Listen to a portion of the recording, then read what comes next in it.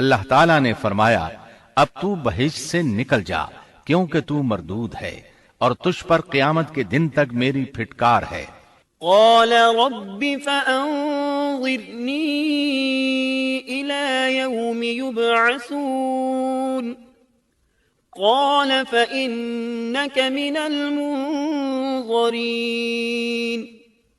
إلى يوم الوقت المعلوم قال رب بما أغويتني لأزينن لهم في الأرض ولأغوينهم أجمعين إلا عبادك منهم المخلصين قال هذا صراط علي مستقيم إن عبادي ليس لك عليهم سلطان إلا من اتبعك من الغاوين وَإِنَّ جَهَنَّمَ لَمَوْعِدُهُمْ أَجْمَعِينَ۔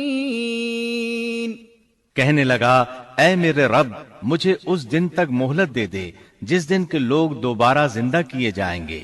اللہ نے فرمایا اچھا اس مقررہ وقت کے دن تک تجھے مہلت دی گئی۔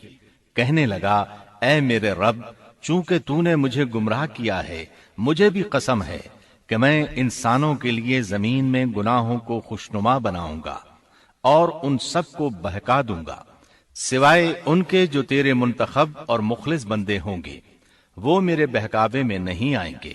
اللہ نے فرمایا ہاں یہی مجھ تک پہنچنے کی سیدھی راہ ہے کہ مخلص بن جاؤ، میرے بندوں پر تجھے کوئی غلبہ نہیں ہوگا۔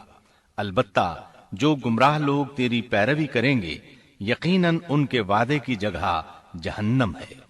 ایک اور مقام پر اللہ تعالیٰ فرماتے ہیں وَإِذْ قُلْنَا لِلْمَلَائِكَةِ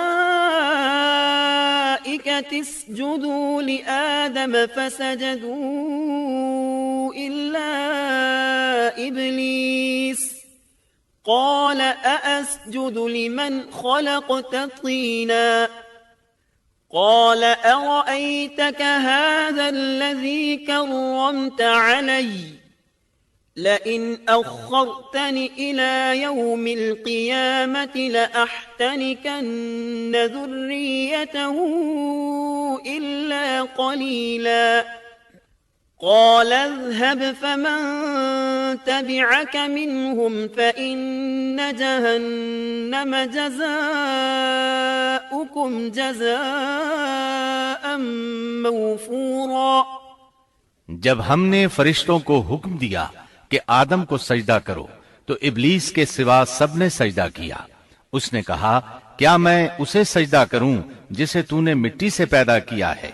اچھا دیکھ لے اسے تو نے مجھ پر فضیلت دی ہے، اگر مجھے بھی تو نے قیامت تک ڈھیل دی تو میں سوائے چند لوگوں کے اس کی اولاد کو گمراہ کروں گا۔ اس پر اللہ نے فرمایا جا ان میں سے جو بھی تیرا فرمانبردار ہو جائے گا تو تم سب کی سزا جہنم ہے جو پورا پورا بدلہ ہے۔ واستفزز من استطعت منهم بصوتك وأجلب عليهم بخيلك ورجلك وشاركهم في الأموال والأولاد وعدهم وما يعدهم الشيطان إلا غرورا إن عبادي ليس لك عليهم سلطان وكفى بربك وكيلا۔ ان میں سے تو جسے بھی اپنی آواز کے ساتھ بہکا سکتا ہے بہکا لے اور ان پر اپنے سوار اور پیادے چڑھا لا، یعنی اپنے گھڑ سوار لشکر اور پیدل لشکر کو چڑھا کر لے آ اور اپنا ہر داؤ ہر ترکیب اور ہر اسلحہ استعمال کر لے اور ان کے مالوں اور اولاد میں بھی شرکت کر لے اور تو انہیں دل بہلانے والے وعدے دے لے، یعنی ان کے برے اعمال بنا سنوار کر انہیں دکھا اور غلط خواہشات دلا، جنت دوزخ اور دوبارہ زندہ نہ ہونے کے وعدے دے، اور ان سے شیطان کے جتنے بھی وعدے ہوتے ہیں سب کے سب سراسر فریب ہیں۔ یقیناً میرے سچے بندوں پر تیرا کوئی قابو اور غلبہ نہیں ہوگا، تیرا رب کارسازی کرنے والا کافی ہے۔ اسی طرح بہت سی آیات میں پہلی معصیت الہی کا ذکر کیا گیا ہے۔ سب سے پہلا نافرمان ابلیس ملعون تھا۔ وہ خبیث اللہ کے سامنے تکبر اور انات سے بھرپور جواب دیتا رہا۔ اسی وجہ سے اللہ نے اسے کافر کا لقب دیا۔ کافر اسے کہتے ہیں جو نعمت کا انکار کرے۔ اللہ نے اس پر اتنا فضل و کرم اور انعام و احسان کیا کہ بلند ترین مرتبے تک پہنچا دیا، لیکن اس نے اللہ کی اس نعمت کی قدر نہ کی، پرواہ نہ کی اور کفر کا راستہ اختیار کیا۔ اللہ تعالیٰ فرماتے ہیں، إذ قال ربك للملائكة إني خالق بشرا من طين فإذا سويته ونفخت فيه من روحي فقعوا له ساجدين فسجد الملائكة كلهم أجمعون إلا إبليس استكبر وكان من الكافرين۔ جبکہ آپ کے رب نے فرشتوں سے فرمایا کہ میں مٹی سے ایک انسان کو پیدا کرنے والا ہوں، سو جب میں اسے ٹھیک ٹھاک کر لوں اور اس میں اپنی روح پھونک دوں تو تم سب اس کے سامنے سجدے میں گر پڑنا۔ چنانچہ تمام فرشتوں نے سجدہ کیا مگر ابلیس نے نہ کیا اور اس نے تکبر کیا، وہ کافروں میں سے تھا۔ سب سے پہلا گناہ تکبر تھا۔ اسی لیے علماء کرام فرماتے ہیں تمام گناہوں کی جڑ تکبر اور غرور ہے۔ نبی اکرم صلی اللہ علیہ وسلم نے اپنی امت کو تکبر نہ کرنے کا سختی سے حکم فرمایا، اس کی برائی، وبال اور ہلاکت سے آگاہ فرمایا۔ آپ نے فرمایا، لا ينظر الله إلى من جر ثوبه خيلاء، اللہ اس شخص کی طرف رحمت سے دیکھے گا بھی نہیں جس نے تکبر کی بنا پر کپڑا ٹخنوں سے نیچے لٹکایا۔ اس کے علاوہ نبی صلی اللہ علیہ وسلم نے تو مطلقاً فرما دیا، لا يدخل الجنة من كان في قلبه مثقال ذرة من كبر، وہ شخص جنت میں داخل ہونے کے قابل نہیں جس کے دل میں ذرہ برابر بھی تکبر ہے۔ جو شخص اپنے کپڑے، اپنے مکان اور اپنے قبیلے پر فخر کرتا ہے اس سے اللہ کی رحمت اٹھ جاتی ہے۔ اسی لیے نبی صلی اللہ علیہ وسلم نے جب اپنے صحابہ کرام کو دیکھا کہ مہاجر صحابی انصار صحابہ کے خلاف اور انصاری صحابی مہاجرین صحابہ کے خلاف آواز لگا رہے ہیں تو آپ نے فرمایا، دعوها فإنها منتنہ، اس جاہلیت والی پکار کو چھوڑو، یہ بہت بدبودار ہے۔ برادری کی بنیاد پر لڑنا، باہم فخر کرنا برے نتائج کا ذریعہ ہے۔ گناہوں کی بنیاد بھی تکبر ہے۔ اس لیے ہر مومن کو چاہیے کہ اپنے نوکر، خادم، ملازم یا کسی بھی مسکین پر کبھی بھی فخر و غرور کا اظہار نہ کرے، کیونکہ یہی اللہ کی سب سے پہلی نافرمانی وجود میں آئی تھی۔ تکبر کا یہ ذکر ضمناً آ گیا۔ ہم پھر اپنے موضوع کی طرف لوٹتے ہیں۔ اللہ نے آدم علیہ السلام کو پیدا کیا اور انہیں عالم بنا کر ہی تخلیق کیا، یعنی جب وہ پیدا ہوئے تو جاہل نہیں تھے۔ اللہ نے آدم علیہ السلام کو فرشتوں سے بھی بڑا عالم بنا کر پیدا فرمایا۔ بے شمار احادیث میں آدم علیہ السلام کی ابتدا اور ان کے علم کا ذکر موجود ہے۔ جب اللہ نے آدم میں مکمل روح ڈال دی اور وہ اپنے پاؤں پر کھڑے ہو گئے تو اللہ نے انہیں حکم دیا، جاؤ فرشتوں کی جماعت کو السلام علیکم کہو۔ آدم اور فرشتوں کی زبان عربی تھی، یہی زبان اہل جنت کی ہے۔ آدم گئے، جا کر سلام کہا، انہوں نے جواب میں کہا وعلیکم السلام ورحمت اللہ، یعنی تجھ پر اللہ کی سلامتی اور رحمت ہو۔ اللہ نے فرمایا یہ تیرا اور تیری اولاد کا آپس میں ایک دوسرے کو تحفہ اور ہدیہ ہے۔ اللہ نے آدم علیہ السلام کو ابتدا ہی میں تمام نام سکھا دیے۔ مفسرین نے ان ناموں کے بارے میں بہت بحثیں ذکر کی ہیں۔ مضبوط موقف سیدنا عبداللہ بن عباس رضی اللہ عنہما کا ہے کہ اللہ نے آدم علیہ السلام کو ہر چیز کا نام سکھا دیا تھا، مثلا یہ پہاڑ ہے، یہ سمندر ہے، یہ پرندہ ہے، یہ درخت ہے وغیرہ۔ وہ آسمان اور زمین کی ہر چیز کا نام جانتے تھے۔ یہ علم کیسا تھا؟ انسان نے کس طرح ہر چیز کا نام پہچان لیا؟ یقیناً اللہ انسان میں یہ طاقت پیدا کر سکتا ہے کہ وہ ہر علم کا احاطہ کر سکے۔ اللہ نے آدم علیہ السلام کو ہر چیز کا نام اور اس کی صنعت اور کام بھی معلوم کرا دیا۔ آگ، لوہے، لکڑی، غرض ہر چیز کا نام اور استعمال ذہن میں ڈال دیا۔ وہ کس قدر عظیم علم سے بہرہ ہوئے، سبحان اللہ۔ بہرحال اللہ نے آدم علیہ السلام کو صرف شکل و صورت اور تخلیق ہی میں بلند مرتبہ عطا نہیں کیا تھا، بلکہ عقل و علم کے لحاظ سے بھی بلند درجے اور مقام پر فائز کیا تھا، جیسا کہ اللہ تعالیٰ فرماتے ہیں وَعَلَّمَ آدَمَ الْأَسْمَاءَ كُلَّهَا ثُمَّ عَرَضَهُمْ عَلَى الْمَلَائِكَةِ۔ اللہ نے آدم علیہ السلام کو ہر چیز کا نام سکھا دیا، پھر ان چیزوں کو فرشتوں پر پیش کیا اور فرمایا أنبئوني بأسماء هؤلاء إن كنتم صادقين۔ مجھے ان چیزوں کے نام بتاؤ اگر تم سچے ہو۔ مطلب یہ کہ تم اپنے دعوے میں کہاں تک سچے ہو؟ جب آدم کی تخلیق ہوئی تو تم نے کہا تھا اللہ جو چاہے پیدا کر لے، قسم ہے وہ ہم سے زیادہ معزز اور عالم نہیں ہوگا۔ اس دعوے میں اگر تم سچے ہو تو ذرا ان اشیاء کے نام تو بتاؤ۔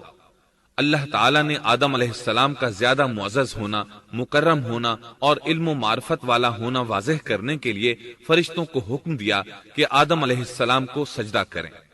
یہ سجدہ تعظیمی تھا، عبادت والا سجدہ نہیں تھا۔ سجدہ تعظیمی پہلے وقتوں میں جائز تھا، لیکن اب حرام ہے۔ اسی لیے تو یعقوب علیہ السلام، ان کی بیوی اور 11 بیٹوں نے یوسف علیہ السلام کو سجدہ کیا تھا۔ بہرحال فرشتوں نے آدم علیہ السلام کو سجدہ کیا۔ اس سے معلوم ہو جاتا ہے کہ کون زیادہ عزت اور عظمت والا ہے۔ یقیناً آدم علیہ السلام زیادہ شرف اور منزلت کے حقدار ٹھہرے۔ جب اللہ تعالیٰ نے ان کی عزت، تکریم اور تعظیم ثابت فرما دی، تب علم و معرفت میں ان کی برتری ثابت کرنے کے لیے فرمایا اگر تم اپنے قول میں سچے ہو تو ان چیزوں کے نام بتاؤ۔ تب فرشتوں نے کہا قالوا سبحانك لا علم لنا إلا ما علمتنا إنك أنت العليم الحكيم۔ قال يا آدم أنبئهم بأسمائهم فلما أنبأهم بأسمائهم قال ألم أقل لكم إني أعلم غيب السماوات والأرض وأعلم ما تبدون وما كنتم تكتمون۔ فرشتے کہنے لگے اے اللہ تو پاک ہے، ہمیں تو صرف اتنا ہی علم ہے جتنا تو نے ہمیں سکھا رکھا ہے، مکمل حکمت و علم والا تو ہی ہے۔ اللہ تعالیٰ نے آدم علیہ السلام سے فرمایا اے آدم تم ان فرشتوں کو ان چیزوں کے نام بتاؤ۔ آدم ہر چیز کا نام بتانے لگے، کسی جگہ بھی انہوں نے غلطی نہیں کی۔ جب انہوں نے فرشتوں کو تمام چیزوں کے نام بتا دیے تو اللہ تعالیٰ نے فرشتوں کو مخاطب کر کے کہا کیا میں نے تمہیں پہلے ہی نہیں کہہ دیا تھا کہ زمین اور آسمان کا غیب میں ہی جانتا ہوں، اور میرے علم میں ہے جو تم ظاہر کر رہے ہو اور جو چھپا رہے ہو۔ یہاں ذہن میں سوال ابھرتا ہے کہ فرشتے کیا چھپا رہے تھے؟ وہ راز والی بات یہی تھی کہ اللہ ہم سے زیادہ معزز اور عالم مخلوق پیدا نہیں کرے گا۔ واضح رہے ہم آپ کو صرف واقعات ہی نہیں سنا رہے، صرف سیرت اور تاریخ ہی بیان نہیں کر رہے، بلکہ قرآن بھی پڑھ پڑھ کر سنا رہے ہیں۔ اور قرآن کو اس وقت تک سمجھنا محال ہے جب تک کہ ان واقعات کی تفصیل موجود نہ ہو۔ خیر، اس کے بعد اللہ تعالیٰ نے اما حوا کو پیدا فرمایا۔ انہیں آدم علیہ السلام کے فوراً بعد پیدا نہیں فرمایا، بلکہ آدم علیہ السلام نے کافی عرصہ جنت میں تنہا بسر کیا، اور حدیث میں ہے کہ وہ وحشت محسوس کرتے تھے، تنہائی کو شدت سے محسوس کرنے لگے تھے۔ آخرکار ایک روز جب وہ سو رہے تھے تو اللہ تعالیٰ نے ان کی بائیں پسلی سے اما حوا علیہ السلام کو پیدا فرمایا اور آدم علیہ السلام کا ہم سفر بنا دیا۔ اللہ فرماتے ہیں، يا أيها الناس اتقوا ربكم الذي خلقكم من نفس واحدة وخلق منها زوجها۔ اے لوگو، اپنے اس پروردگار سے ڈر جاؤ جس نے تم سب کو ایک ہی جان سے پیدا کر ڈالا، اور اس جان یعنی آدم علیہ السلام سے ان کی بیوی کو پیدا کیا۔ آدم علیہ السلام کے وجود ہی سے حوا کا وجود بنایا گیا، وہ کوئی الگ مخلوق نہیں تھی۔ جب آدم علیہ السلام بیدار ہوئے تو انہوں نے اپنے قریب ایک عورت کو بیٹھے دیکھا، پوچھنے لگے، تم کون ہو؟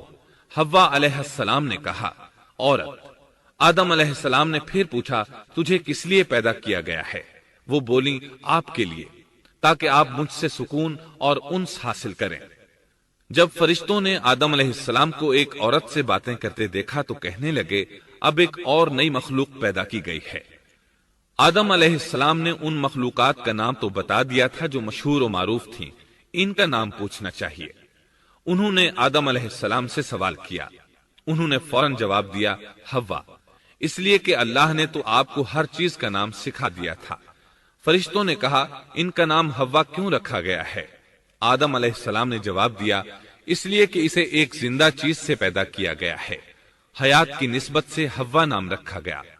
مسلم شریف میں ہے، سیدنا ابو ہریرہ رضی اللہ عنہ روایت کرتے ہیں کہ رسول اللہ صلی اللہ علیہ وسلم نے فرمایا، من كان يؤمن بالله واليوم الآخر فإذا شهد أمرا فليتكلم بخير أو ليسكت واستوصوا بالنساء خيرا فإن المرأة خلقت من ضلع وإن أعوج شيء في الضلع أعلاه إن ذهبت تقيمه كسرته وإن تركته لم يزل أعوج استوصوا بالنساء خيرا۔ جو شخص اللہ اور آخرت کے دن پر ایمان رکھتا ہے، جب وہ کسی معاملے کے لیے حاضر ہو تو بھلائی والی بات کرے یا خاموش رہے، اور عورتوں کے بارے میں بھلائی کی وصیت حاصل کر لو، یعنی ان کے ساتھ اچھا سلوک کرو، کیونکہ عورت پسلی سے پیدا کی گئی ہے، اور پسلی میں زیادہ ٹیڑھا حصہ اوپر والا حصہ ہوتا ہے۔ اگر تم اس کو سیدھا کرنا چاہو گے تو توڑ ڈالو گے، اور اگر اس کو چھوڑ دو گے تو وہ اسی طرح ہمیشہ ٹیڑھی رہے گی۔ عورتوں کے بارے میں بھلائی کی وصیت حاصل کر لو۔ مطلب یہ کہ اسی حالت میں گزر بسر کرو، عورتوں کے بارے میں بھلائی کی وصیت حاصل کر لو۔ اس حدیث کا مطلب یہ ہے کہ عورتوں پر جبر کر کے زبردستی ان کی طبیعت کو بدلا نہیں جا سکتا، اور عورت ذات کو نہایت نرمی اور پیار سے رکھو۔ ان کی طبیعتوں میں ٹیڑھا پن ہے، وہ کبھی جذبات سے مغلوب ہو جاتی ہے اور عقل کھو بیٹھتی ہے۔ اگر کوئی اسے سیدھا کرنا چاہے تو اس سے لا تعلقی، دوری اور طلاق کی نوبت آ جائے گی۔ اگر اسے چھوڑ دو گے تو ٹیڑھا پن برقرار رہے گا۔ مرد کو بہت حوصلے سے اس صورتحال کو سنبھالنا چاہیے۔ احادیث میں سیدنا ابراہیم علیہ السلام کی زوجہ سیدہ سارہ علیہ السلام کا قصہ موجود ہے۔ وہ حوا علیہ السلام کے بعد کائنات کی سب سے زیادہ خوبصورت عورت تھی۔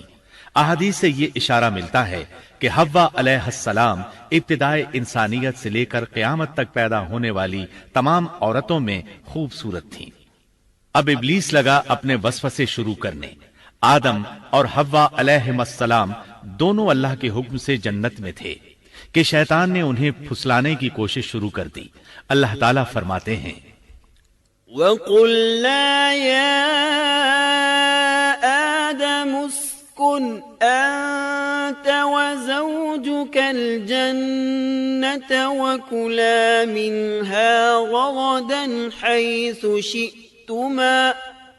اور ہم نے کہہ دیا، اے آدم، تم اور تمہاری بیوی جنت میں رہو اور جہاں سے چاہو با فراغت کھاؤ۔ جنت بھی کیسی؟ اللہ فرماتے ہیں وَجَنَّةٍ عَرْضُهَا السَّمَاوَاتُ وَالْأَرْضُ، وہ جنت کہ جس کی چوڑائی ہی آسمانوں اور زمین کے برابر ہے۔ سو اس جنت میں سے جو چاہو سو کھاؤ، کچھ بھی منع نہیں سوائے ایک درخت کے، چنانچہ ارشاد ہوا وَقُلْنَا يَا آدَمُ اسْكُنْ أَنْتَ وَزَوْجُكَ الْجَنَّةَ وَكُلَا مِنْهَا رَغَدًا حَيْثُ شِئْتُمَا وَلَا تَقْرَبَا هَذِهِ الشَّجَرَةَ فَتَكُونَا مِنَ الظَّالِمِينَ۔ اور ہم نے کہا اے آدم تم اور تمہاری بیوی جنت میں رہو، پھر جس جگہ سے چاہو با فراغت کھاؤ، اور اس درخت کے پاس مت جاؤ ورنہ ظالموں میں سے ہو جاؤ گے۔ ایک اور جگہ فرمایا وَإِذْ قُلْنَا لِلْمَلَائِكَةِ اسْجُدُوا لِآدَمَ فَسَجَدُوا إِلَّا إِبْلِيسَ أَبَى فَقُلْنَا يَا آدَمُ إِنَّ هَذَا عَدُوٌّ لَكَ وَلِزَوْجِكَ فَلَا يُخْرِجَنَّكُمَا مِنَ الْجَنَّةِ فَتَشْقَى إِنَّ لَكَ أَلَّا تَجُوعَ فِيهَا وَلَا تَعْرَى وَأَنَّكَ لَا تَظْمَأُ فِيهَا وَلَا تَضْحَى۔ اور جب ہم نے فرشتوں سے کہا کہ آدم کو سجدہ کرو تو ابلیس کے سوا سب نے سجدہ کیا، ابلیس نے انکار کیا، تو ہم نے کہا اے آدم یہ تیرا اور تیری بیوی کا دشمن ہے، خیال رکھنا ایسا نہ ہو کہ وہ تم دونوں کو جنت سے نکلوا دے اور تو مصیبت میں پڑ جائے۔ یہاں تو تجھے آرام ہے، نہ تو بھوکا ہے اور نہ ننگا، اور نہ تو یہاں پیاسا ہوتا ہے، نہ دھوپ سے تکلیف اٹھاتا ہے۔ گویا اللہ نے سیدنا آدم علیہ السلام کو وسوسے سے پہلے ہی خبردار کر دیا تھا۔ ان آیات سے یہ بھی پتا چلا کہ انسان سے ابلیس کی عداوت اور دشمنی ابتدا ہی سے چلی آ رہی ہے، اور یہ بھی ثابت ہوا کہ جو لوگ کہتے ہیں کہ انسان ابتدا میں ننگا تھا ان کا قول صحیح نہیں، اس لیے کہ اللہ تعالیٰ نے جنت میں بھی آدم علیہ السلام پر لباس رکھا اور زمین میں بھی لباس نازل کر دیا، جیسا کہ اللہ تعالیٰ فرماتے ہیں يا بني آدم قد أنزلنا عليكم لباسا يواري سوآتكم وريشا ولباس التقوى ذلك خير۔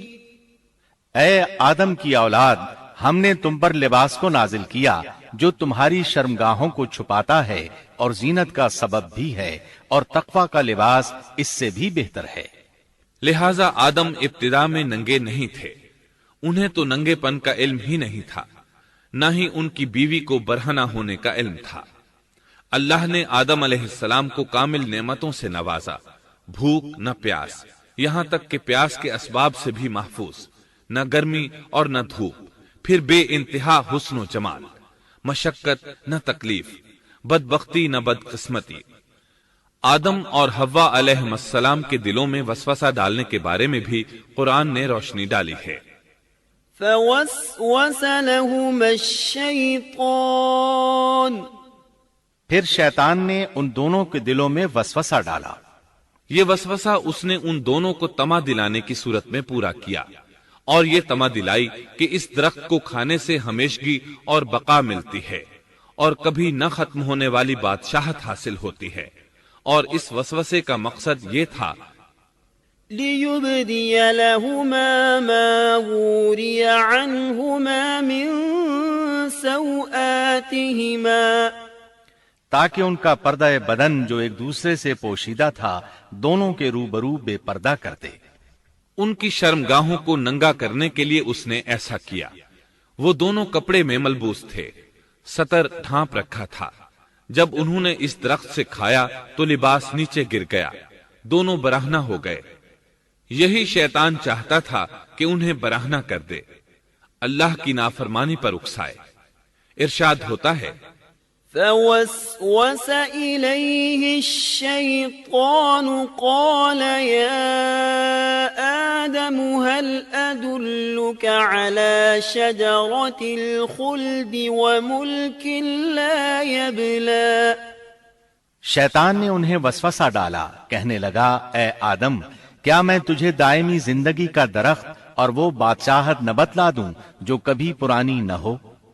جب تم اس درخت سے کھاؤ گے تو ہمیشہ زندہ رہنے والے بن جاؤ گے اور زبردست بادشاہت حاصل کر لو گے۔ اس نے یہ تمنا بھی دلائی۔ وقال ما نهاكما ربكما عن هذه الشجرة إلا أن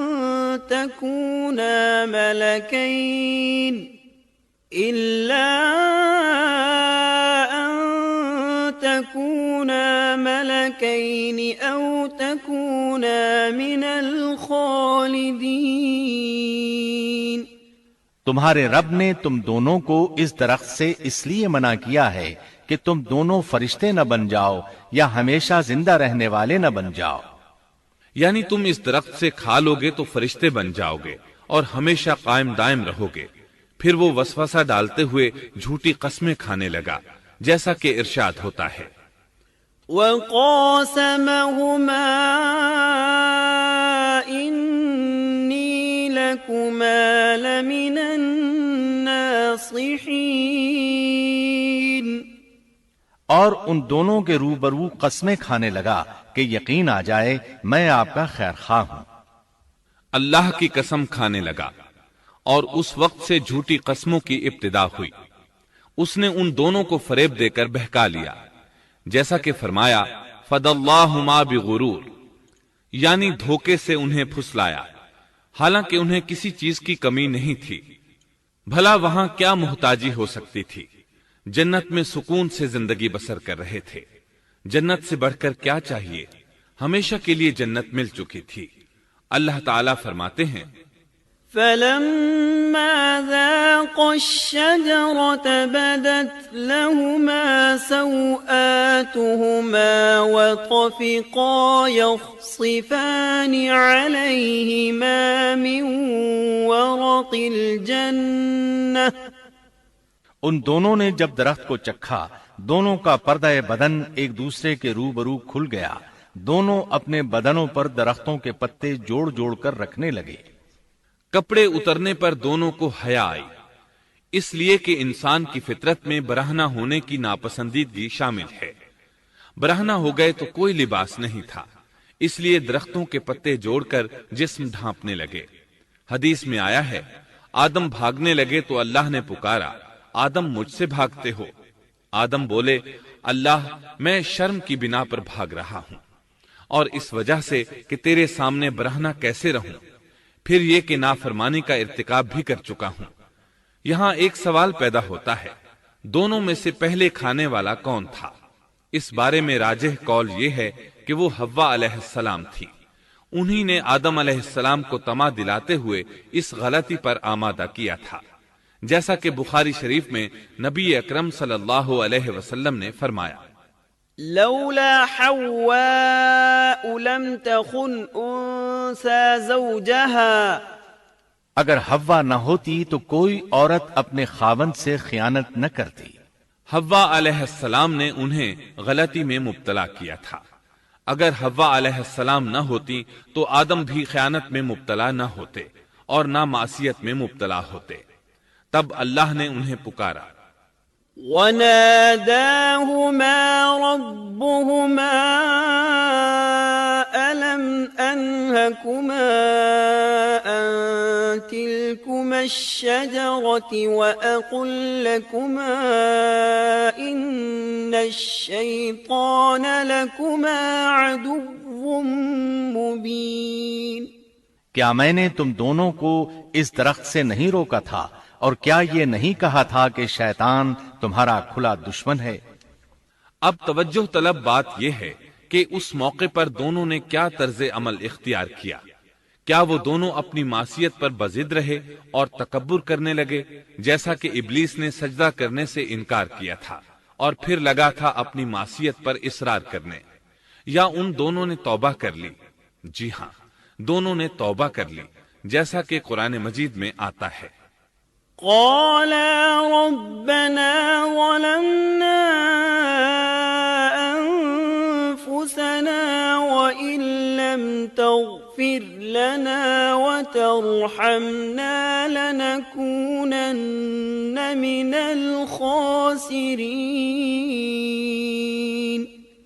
دونوں نے کہا اے ہمارے رب، ہم نے اپنا بڑا نقصان کیا، اور اگر تو ہماری مغفرت نہ کرے گا اور ہم پر رحم نہ کرے گا تو واقعی ہم خسارہ پانے والوں میں سے ہو جائیں گے۔